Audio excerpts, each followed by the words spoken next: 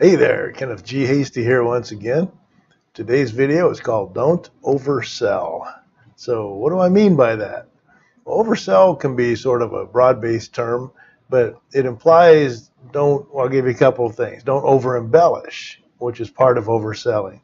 Over-embellishing would be saying things that aren't true or exaggerating the benefits of your product or something. Like, for instance, if you sold Excedrin, you shouldn't say that it also cures cancer or things like this. That'd be over embellishing.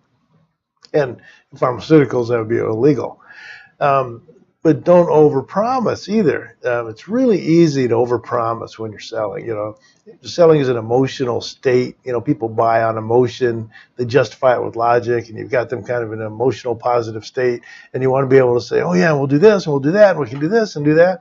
But at the end of the day, it's going to end up to what's on paper, and emotions will be gone, and the things that you stated that you could do are not done because you overpromised, and now you've got a very dissatisfied customer, and there's no reason for that. The best thing to do, what we do here actually, is we try to underpromise and overdeliver, because if you underpromise, let's say a deadline.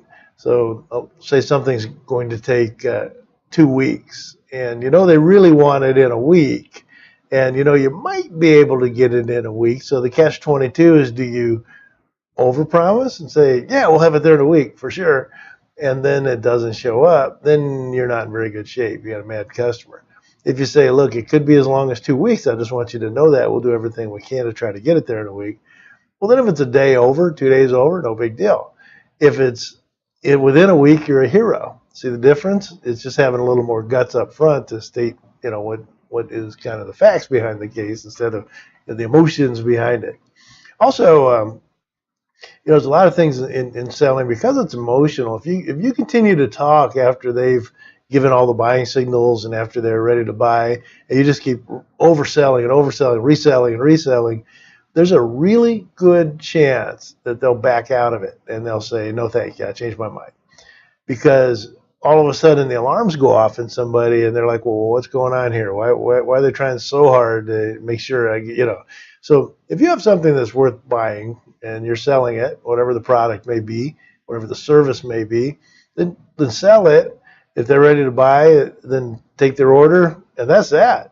Zip it, shut up, get out of there. Then follow up and take care of them later. But make sure that you do what you're supposed to do as far as delivering what they're paying for. There's a saying that used to be posted on a wall in my first outside sales job, and they had this posted on the wall, and it stuck in my head. And this has been a while, and it simply says this. It's based on actually some things from the Bible. Samson killed 1,000 Philistines with the jawbone of an ass. He was attacked by 3,000 Philistines, and he killed, according to the biblical records, he killed 1,000 of them with the jawbone of an ass, and they backed off.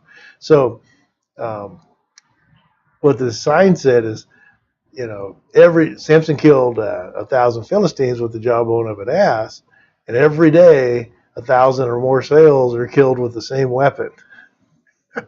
So think about that. Are you overstating, overselling, trying to overdo it? Stop. Just go back and be realistic. Actually, if you can underpromise and overdeliver, that's really the best. So that's really what you need to do. You'll have happier clients. It's a little tougher conversation right up front, I admit. If you got somebody, let's go back to the deadline. They really need it in a week, and it could take as long as 2. And you're like, that conversation is difficult when you say, especially when it could make or break your sale. But let me tell you this: that short conversation to say, look, we'll make every effort to get it there in a week, but in reality, it could take as long as 2. All right, that conversation is a whole lot easier than when they call, where's my stuff? You said I'd have it in a week. Then you start like backtracking, right? We start trying to say things afterwards. It's not the same. I had a good friend, an oral surgeon down in Texas, and he's got a saying that I love. He says if whatever you tell the patient ahead of time is a diagnosis, But whatever you tell them afterwards and to have to explain something they weren't expecting, that's an excuse. So, we don't want to be giving our clients and our customers excuses. We want to give them diagnoses. So if we say it could take as long as 2 weeks, well, then so be it. You don't want to have that excuse later as to why it didn't get there in a week. So I won't oversell you on that. How about that? So this is Kenneth G Hasty. I'm the guy you call when you get serious about growing your company into a big company. You can check me out if you want on my website at kennethghasty.com. You can reach me, Kenneth, at kennethghasty.com. Or if you want to talk a little bit of business, and what we do here is we help you be able to work on your business and do the things you're good at and passionate about, and then let us help you with the sales and marketing and the system side and help make your business really successful. That's what we do. If you're interested in talking about that, it's a free conversation. I'll put a link in here. It might be in the comments section. Just click on it. It'll sync with my calendar, and we can talk. All right, so that's all for today. It's Kenneth G Hasty signing off. Don't oversell. Don't overcommit. Don't overpromise.